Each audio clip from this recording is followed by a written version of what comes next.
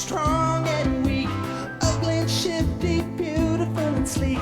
They hop, they jump, they slither and slide, come out in the open and they run and hide. It takes all kinds to live in Bug City. Some are weird and some are pretty. Come on down, let's meet in Bug City. Don't let them bug you. There's nothing to be afraid of. Bugs can be fun. We're all friends here. So come on down, let's meet in Bug City with Christina Ricci, Dr. Art, And don't forget me, Bugsy Seagull.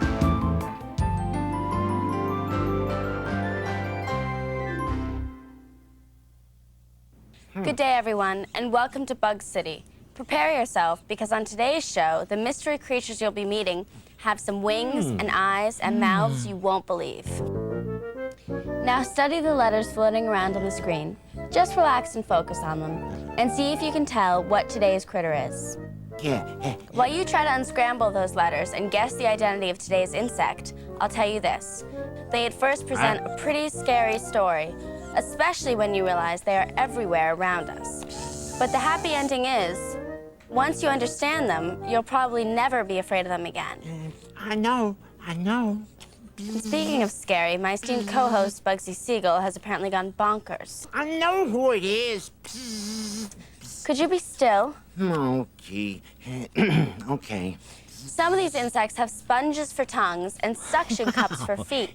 They have been known to help police solve murders, and their incredible skill with their wings may be how they won their name.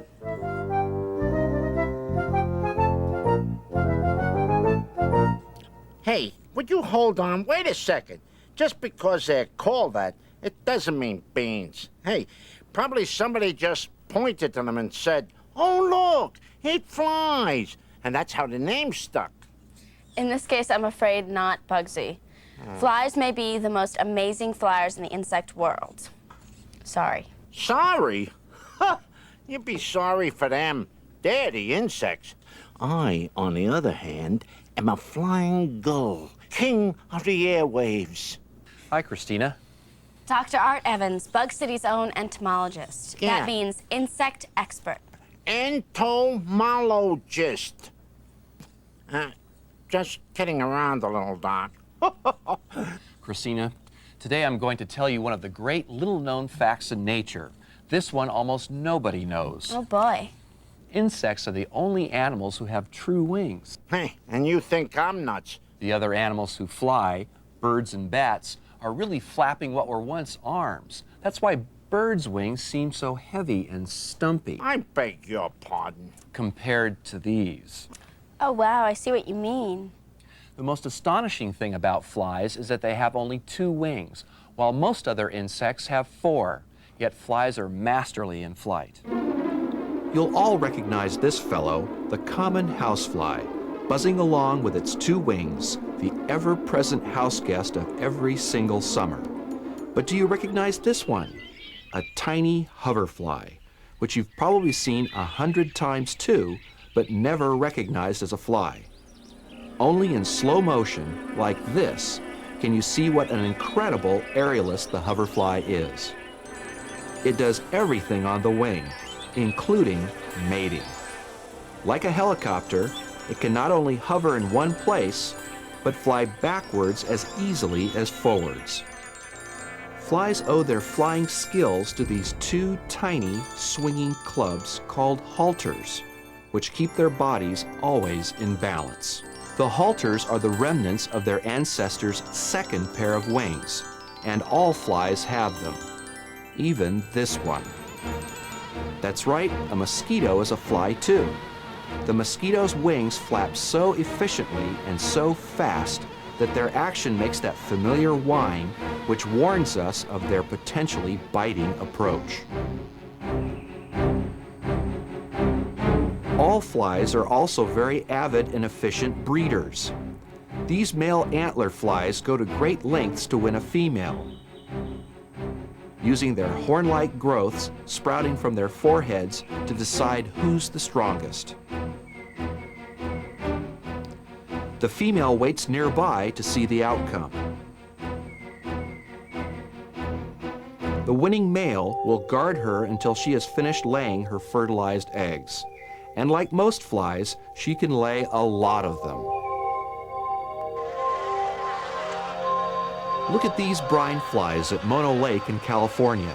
So many of them hatch, and they have so few predators that they literally choke the air. In peak season, there are 200,000 tons of these flies on the lake. They come here to eat the primitive algae by the shores. It's the only food they'll eat, and they're so devoted to it that they even cloak themselves in an air bubble diving suit so they can get underwater and feast on every bit of the delicious, spongy slime. Good grief. I'm embarrassed to admit it, but I would never recognize any of those insects as flies. I mean, I didn't even know mosquitoes were flies. I feel like such a bird brain. I'm sorry. Don't feel too out of it, Christina. There are over 120,000 species of flies. We have some of the more spectacular flies just in this case. This is a horsefly and a Midas fly, which is trying to look like a wasp, and a robber fly. They're predators. They attack insects and catch them in the air. And we have a pair of Delhi sandflies, which are on the endangered species list. Oh. This one's a fly? We always called them mosquito catchers. Some people think they're giant mosquitoes and they bite, but that's not true. And they don't eat mosquitoes either. They're just crane flies. It's a fly. Everything in this case is a fly.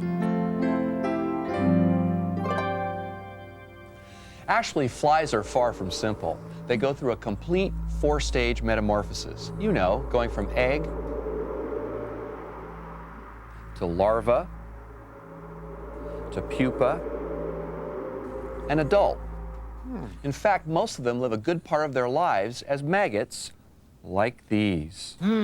Yummy maggots. Good. Oh, dear. Ooh, delicious. Oh, Oh, boy. those are maggots. Yeah, well, it looks like all white meat to me. More delicious, yummy maggots. I know maggots have kind of a bad reputation, Gee, I can't imagine why. but the fact is, this larval stage of the fly is very beneficial, and in more than one way. If you think about it, something has to eat all the dead bodies and animal droppings on the earth, or we'd be up to our ears in that stuff. Oh, this just keeps getting better, doesn't it? Good. Oh, please. As soon as adult blowflies smell something dead or putrid, they buzz around enthusiastically, knowing they've found a perfect place to lay their eggs. In just hours, the eggs hatch and form a wriggling mass of maggots. They waste no time in getting about consuming the dead flesh that is their first meal. They eat and expand like wildfire, often increasing their body weight 450 times in 3 days. Other flies, like the flesh fly, don't lay eggs at all. They give birth to already formed maggots. Maggots have little hook-like mouth parts, which make them very efficient at tearing into flesh. On a single corpse, you might find maggots and pupae of several different kinds of flies. The development of the newly hatched fly is so predictable and precise that detectives can actually tell how long a body has been dead by determining the ages of the fly maggots and the pupae on a corpse. Are we done with the maggots yet? Christina, this is so unlike you. You get along fine with all kinds of insects. Well, okay, but the bad news for you is that maggots are one of the good features of the fly world. You're far more likely to be made sick, literally sick, by the common housefly that invades us all in the summer. Ordinary flies have been known to carry and spread cholera, typhoid, dysentery, polio, all kinds of nasty diseases. I'll protect you, Christina. Bring 'em on. Oh, listen, I love to play fly tennis. Charge! What? Hey, my sweater hit your sweater. Sorry. Funny. Pardon moi. I'm just clowning around a little fly tennis. And there it is, the common housefly sitting on the window. But wait, the old housefly is chock full of wonders and surprises.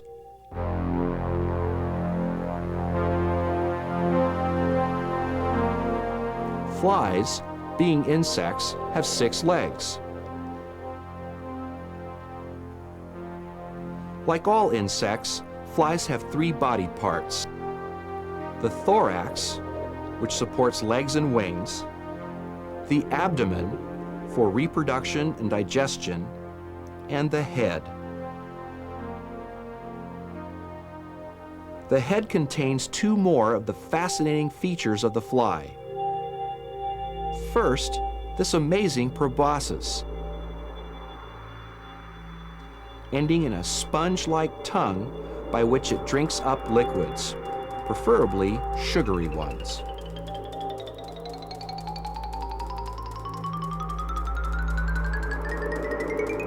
Also on the head are the fly's amazing eyes. With up to 4,000 different facets or lenses, flies' highly complex eyes take in images at an incredible rate. Ours, for example, can record 15 images per second. A fly's 100 per second. That's why they're so hard to swat. They detect motion the instant it happens, and their range of vision is so wide that they can all but see behind them. The flies darting around our house are nomadic. Although they may live their whole lives in the same room where they hatched, they never build nests. Instead, they land here and there foraging. Unfortunately, their suction feet can carry up to 2 million bacteria, and wherever they land, they leave a little sample. The lesson here is, when flies are around, cover your food. Something must eat them. Tell me something eats them. Everything you can think of eats flies. Other insects, spiders, reptiles, fish, birds. Hey, don't look at me. Way too dirty. But I sure did like to look at those maggots, though. You got any leftovers? Oh, please. Actually, one of the most fascinating relationships between plants and animals has to do with the so-called carnivorous plants that trap and eat insects. Flies are among their favorite meals. All right, great. Somebody order me a dozen. Most of these plants live at the shores of lakes, swamps, and ponds. These sticky little beads are a death sentence for any insect that touches them. These sundew plants are bristling with hundreds of bead-topped hairs just waiting for a fly. When the fly lands, the weight triggers the sundew's leaf to curl up and begin digestion. These are pitcher plants. They can grow big enough to trap a rat, and their digestive juices are similar to a meat-eating mammal's. The nectaries around the neck of the plant give off an attractive aroma of sweet liquid that lures a fly closer and closer to the watery pit below, where it will meet drowning and death. The best known of the insect-eating or insectivorous plants is the Venus flytrap, which can grow in nearly any warm, moist place. Amazingly, the Venus flytrap only seems to eat flies. Other kinds of insects that wander onto it often pass safely across. Only when 2 particular trigger hairs are tripped in quick succession will the deadly trap spring shut. The reason you find these insect-eating plants in places like swamps and marshes is that the soil is poor. They don't get enough nitrogen. Those are not actually flowers. I mean, in the sense of ones in your garden or in vases. No, they're plants, really, and the fly-attracting parts are actually specialized leaves. And of course, if you live in the right place, you can grow them in your garden. Oh, that's okay. No thanks. You know, as long as we're already in the swamps, we might as well take a look at the egg masses and larval behavior of 2 of everybody's favorite flies, the blood-sucking black fly and the mosquito. As soon as the snow melts in spring, before the air even gets warm, the tiny black fly begins to swarm around streams and lakes, waiting to find something to bite. As eggs, they were laid underwater and then hatched into these larvae, which fasten themselves to rocks and catch passing bits of food with these iridescent, fan-like filters. For their third stage of development, they will spin a cocoon, and finally, usually in late April, they hatch out as adults and head for the surface. Another piercing, sucking demon fly of summer which hatches in water is the mosquito. What few people know is that mosquitoes are actually nectar eaters. The males never suck blood, only the female, and then only when it's time to lay her eggs. The blood meal she takes from an animal or a human, in a bite that can last 90 seconds, is to nourish her eggs. The piercing bites of females can inject disease into the bloodstream. In fact, 1/2 of all human deaths from disease have been caused by mosquito bites, more deaths than even cancer. As soon as the female has had her blood meal, she begins to look for a puddle or pool of still water to lay up to 200 eggs. If you don't want mosquitoes hatching around your house, don't let water stand in anything outdoors. Every female mosquito has 200 babies? Well, only about 1 in 200 survives. I hate to say it, but that's a relief. Though I won't show you how they die, I can show you how they live and how to raise and watch them grow at home. I have a couple of mosquito breeders here. The bottom compartment is designed to carry the aquatic larvae, and the larvae are called wrigglers, and you can see them swimming around. And of course, there's a funnel here, and when the adults emerge from the pupa, they fly up here out of the water. Now remember, it's only the female mosquito that bites. She needs a blood meal so her eggs will mature. Both the males and females feed on plant sap, and you can actually feed them sugar water and they'll live for several days. Now you don't have to use a special container like this, you can just use a simple jar, but be sure to put a good lid on it. Now when we raise our own mosquitoes, they don't live in very clean water. In fact, the murkier the water, the better. And you can help make that water murky by adding in rabbit pellets or grass clippings. The larvae are herbivores. They feed on plants. You can even add some flaked fish food. Now, mosquito larvae are very easy to find. Any receptacle of water will contain mosquito larvae. And you can simply take a strainer like this and just scoop out the larvae and put it into your mosquito breeder. Now, the larvae cannot spread disease at all. They don't bite, they're absolutely harmless. And you can put the lid on and watch the entire life cycle take place inside that one container. No survey of the damage done by so-called biting flies could be complete without a visit to tropical Africa. Africa. Hey, yeah, I'll show you the way. Shh. Christina, I bet you thought I'm a little out of shape, huh? Well.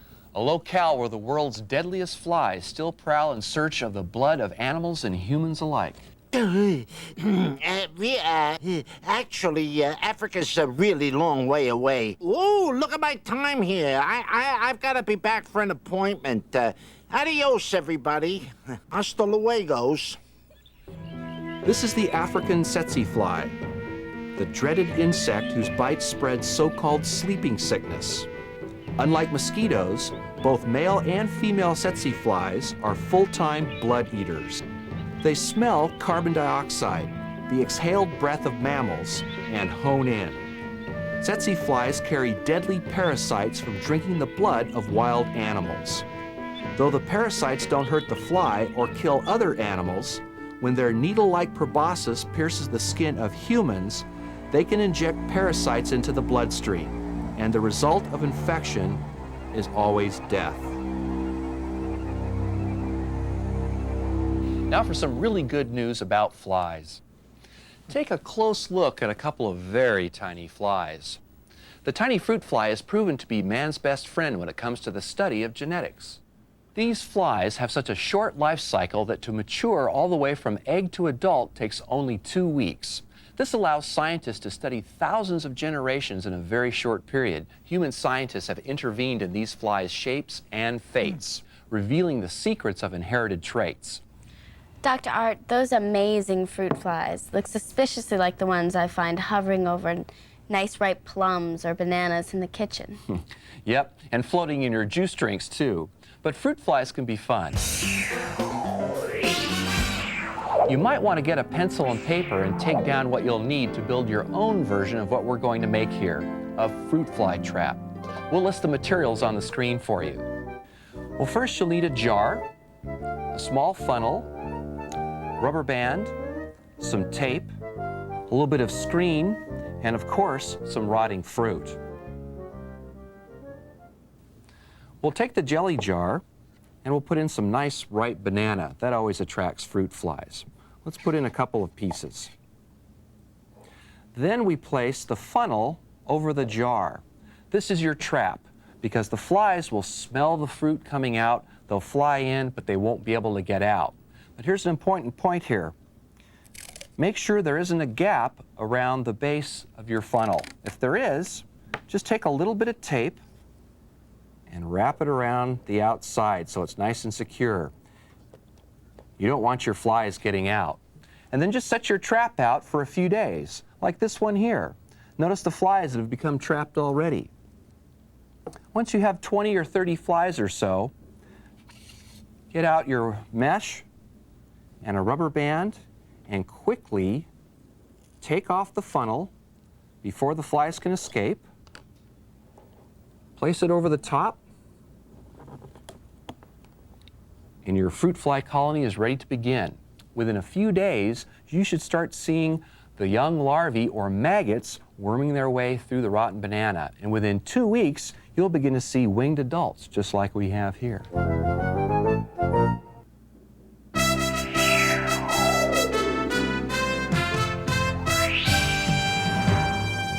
Hey, over here. It's time for my part of the show, Factualities. Did you know I found some amazing stuff right out of these books? All right, now, for example, do you always connect flies with hot weather like I do? Well, let me tell you, there are crane flies who live only on and in snow. That's right, they can survive temperatures of 14 degrees Fahrenheit, but 68 degrees is too hot for them. Now, also, yellow and blue are the color insects can see best. Isn't that amazing? And if all the descendants of one pair of houseflies breeding from April to August survive, the offspring would total 190 plus 18 more zeros. Ho, ho, ho. Did you know flies use their antennae as speedometers? The more their antennae are bent back, the faster they know they're going. And also, some mosquitoes have been measured to fly about 50 miles on the energy stored as fat in their bodies. And you thought they were skinny. Okay, that's it from your pal, Bugsy Seagull, with his Factualities. Okay, we've run out of time for today. So long, and remember, keep your eyes on the flies. Also, keep your food covered and dump out your trash cans. And also, you can send the maggots to me. Just address them to yours truly, Bugsy Seagull, care of Bug City. Okay, bye-bye. See you next time. Bye-bye. Bye-bye.